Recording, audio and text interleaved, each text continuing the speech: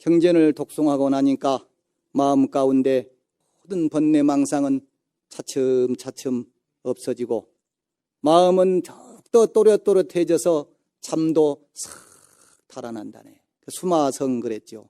비록 어두운 방이라고 해서 보이는 사람이 없다고 생각하지 말아라. 자유용천 측이청한다네. 본래부터 본디부터 원래로 거기에 용이나 하늘 여러 신들이 있어서 그 신들이 내가 경읽는 소리를 가만히 귀를 기울여서 듣고 있다네. 내가 경읽는 것, 내가 공부하는 것, 내가 기도하는 것은 보는 사람이 없다고 해서 모르겠지 아닙니다. 다 내가 경을 읽으면은 정성을 들여서 독경을 하면은 그 소리를 다 천용 모든 신장들이 다 듣더라는 거죠.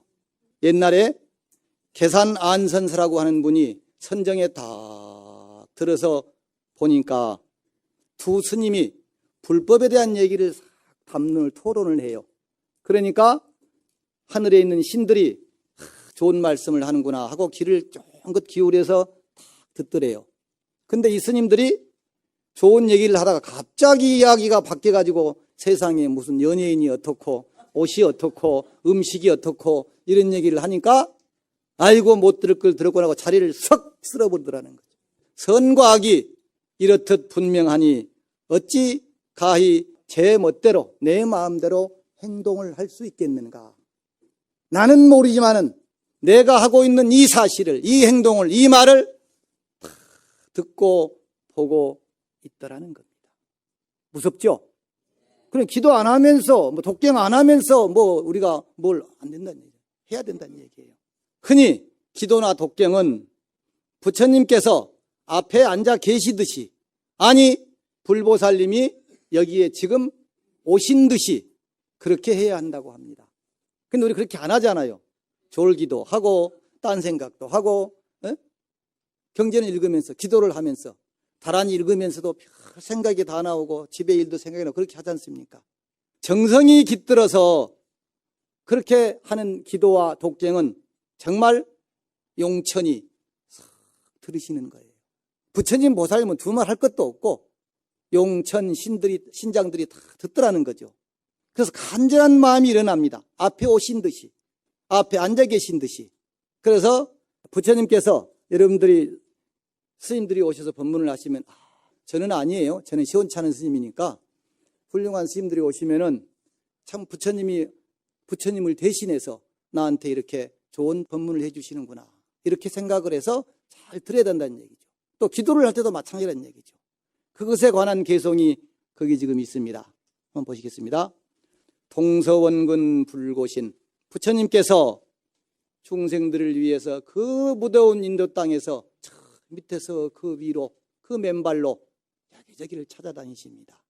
멀고 가깝고 춥고 덥고를 가리지 않으시고 그 괴로움을 모든 갓난을 돌아보지 않으시고 40년설 도중생 49년을 부처님께서 중생들을 위해서 설법을 하셨습니다. 또 우리가 관음 기도를 할 때도 마찬가지입니다. 관세음보살을 탁 염할 때도 관세음보살이 이렇게 와 계신 것처럼 나에게 오신 것처럼 여러분 초발심 자경문에도 초심에 그런 구절이 나옵니다. 첨경조난하되 부득 반년이경이여다 그럽니다. 거룩한 부처님의 상호를 우러러보고 공경하되 반년이경 다른 경계를 반연하지 말라. 즉 망상을 부리거나 딴 생각을 하거나 잡생각을 하거나 이렇게 하지 말아라. 오로지 일념으로 부처님 조난을 다 우러러보고 공경하고 간절한 마음을 일으켜야지 쓸데없는 다른 생각을 하지 말아라 이런 얘기예요. 여러분들이 예불 하고 기도하시면서 관세음보살님이나 부처님 얼굴을 몇 번이나 조난을 몇 번이나 쳐다보십니까? 안 보는 신도들이 많아요. 다 고개를 가만히 들어서 그 거룩한 상호를 탁 보고 눈으로 불보살님을 맞이해야 되는 거예요. 그래야 간절한 마음이 든단 말이에요. 전국에 유명한 관음기도처 관음전 그 앞에 그 주련에 그 밑에 나와 있는 개송이 바로 그 개송입니다. 이렵 홍련 대해중하야 벽파심처 현신통이라. 차갸보타 관자재께서 금일강부 도량중 하시네. 더러 많이 아는 개송일 겁니다. 저 강화 보문사 앞에 가도 이 그 관음진 앞에도 그 개송이 적혀 있죠. 한 송이의 붉은 연꽃이 그 넓은 바다를 따다니면서, 넓은 바다는 뭐냐? 이 사바세계 중생들이 사는 고통의 바다, 이 여기에 관세음보살님이 더 오셔서 다니신다는 거예요. 벽파심처 현신통. 벽파심처는 푸른 파도 깊은 곳에 온갖 신통과 온갖 자비로 우리 앞에 그 모습을 나타내신다는 겁니다. 벽파심처는 뭐겠습니까? 고통으로, 질병으로, 실패로, 좌절로 힘들어하는 모든 중생들 앞에 낱낱이 관세음보살님이 신통을 나투셔서 우리에게 나타나서 우리를 구해 주신다는 겁니다. 내가 관음 기도를 하면은 이와 같은 마음으로, 관세음보살님이 나를 위해서 여기에 오셨구나, 이런 마음이에요. 우리가 부처님 경전을 독경합니다. 경에는 두 가지의 뜻이 있습니다. 흔히 관천과 섭지의 뜻이 있다, 이런 얘기를 합니다. 부처님께서 경을 설하신 것은 부처님께서 말씀하시고자 하는 바, 전할 바의 뜻을 남김없이 다 꿰뚫어서 교화할 바의 대상인 모든 중생들을 남김없이 다 거두어 주신다는 거예요. 깨닫게 하신다는 거예요. 즉 경전의 말씀을 통해서 참다운 진리를 전해서 깨닫게 하고 모든 중생을 거두어서 구제하기 위해서 경을 설하셨다는 말씀입니다. 그런데 현대 요즘 불자들은 경을 많이 읽어서 그 경의 뜻을, 부처님이 말씀하신 바의 뜻을 받아들이기보다는 읽으면 좋다고 하니까, 그러죠? 읽으면 좋다고 하니까, 즉 경전을 수지하고 독송하는 데에서 얻어지는 공덕에 대해서 더 큰 의미를 두고 읽고 있더라, 그 말입니다. 맞죠? 경전을 읽으면 뜻을 알아야 되는데 부처님이 나한테 왜 이런 설법을 하셨을까? 그래서 우리가 송문관의라고 합니다. 글은 읽고 뜻은 내가 마음속으로 잘 생각을 해야 된다.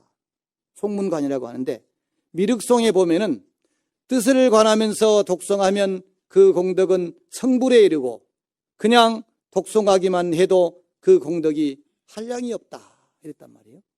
그런데 요즘 대개의 불자들은 뜻은 모르면서 좋다고 하니까, 아들한테 좋다고 하니까, 딸한테 좋다고 하니까, 공덕이 된다고 하니까 그냥 읽고 쓰고 지니고 그러는 것입니다. 부처님 말씀은 모든 중생들의 번뇌와 고통을 소멸시켜서 안심과 해탈의 길로 인도합니다.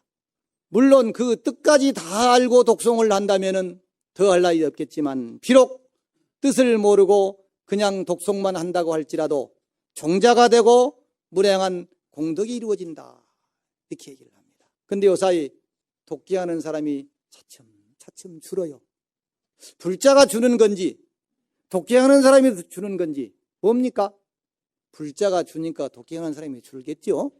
그러니까 불자가 많이 늘면은 독경하는 사람이 많이 늘 겁니다. 우리의 원을 거기 세워야 돼요.